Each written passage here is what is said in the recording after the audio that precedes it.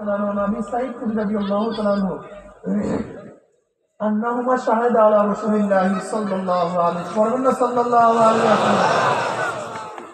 أنه قال لا يقل قوم يذكر الله تعالى إلا حفتهم الملائكة فغشيتهم الرحمة ونزلت عليهم السكينة وذكروا الله في من عنده رواه مسلم। এই মাজলিস অনেক গুরুত্বপূর্ণ, অনেক দামি। যেহেতু রাত্র অনেক হয়ে গেছে, আমি সংক্ষিপ্ত কিছু সময় আলোচনা করব। খুব খেয়ালের সাথে কথাগুলি শোনা চাই। যদি শরিয়াত সম্মত হয় মানা চাই, আর শরিয়াতের উল্টা পাল্টা খেলাফ হলে প্রত্যাখ্যান করা চাই, ঠিক না? লা তুআতা লিমাখলুকিন ফি মাসিয়াতিল খালিক। নবীগণ, রাসূলগণ দুনিয়াতে আসছেন কেন? নবী রাসূলগণ দুনিয়াতে দ্রুতগামী ট্রেন আবিষ্কার করার জন্য আসেন নাই,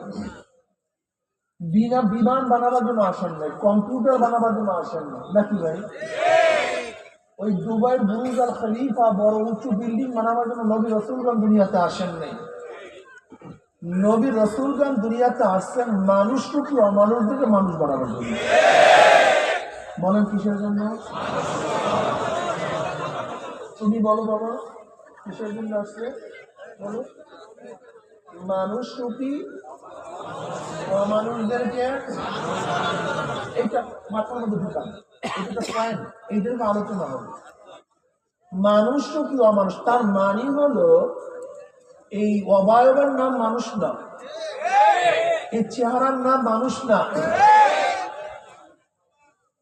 এই চেহারার নাম মানুষ না, অবয়বের নাম মানুষ না। যদি অবয়ব চেহারার নাম মানুষ হয়, তাহলে ডাকাতকে মানুষ বললেন কেন? সে ডাকাত বললেন কেন? সেও তো মানুষের চেহারা।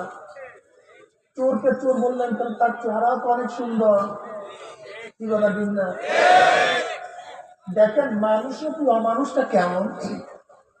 উমর ইবনে খাত্তাব রাদিয়াল্লাহু তাআলা আনহু ইসলাম গ্রহণ করার আগে সে কেমন লোক ছিল? আবু জাহাল ঘোষণা দিছে, তোমাদের মধ্যে এমন কি আছে মুহাম্মাদের ঘাড় নিয়ে আসতে পারবে? 100 লাখ উট দেওয়া হবে।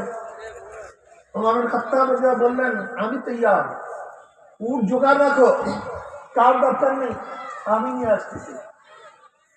নাঙ্গা তলোয়ার নিয়ে রওনা করছে। আপনারা জানেন দুনিয়ার মধ্যে সবচেয়ে নিকৃষ্ট কোন ব্যক্তি? যে কোনো নবীকে হত্যা করে। কাফের, বেঈমান, মুশরিক, মুনাফিক, সবচেয়ে নিকৃষ্ট ওই ব্যক্তি যে কোনো নবীকে হত্যা করে। আর দুর্ভাগা ওই ব্যক্তি যে ব্যক্তি নবীর মাধ্যমে হত্যা হয়। এর চেয়েও খারাপ দুর্ভাগা আর কেউ নেই।